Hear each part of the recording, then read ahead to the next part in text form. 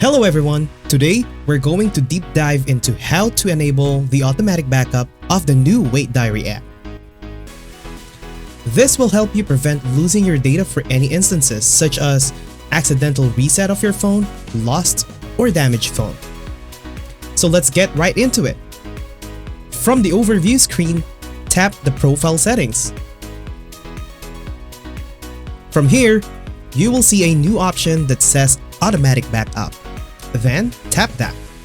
Tap the toggle switch to turn on the automatic backup option. Tap log into Google. Select the account from the list or add a new account that you want to use to store the automatic backup. Once successful, you will see a notification below saying that automatic backup is enabled. You should see this message that backup is now in progress. Wait time may vary depending on the size of the file and the speed of your internet.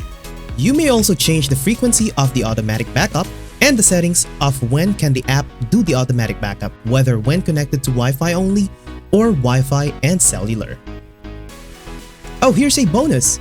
You can also manually export a backup by tapping Import Export Backup. From the profile settings, you can export a backup to your Google Drive or local phone storage. Okay, so there you have it. Thank you again for watching and see you on the next video. Bye!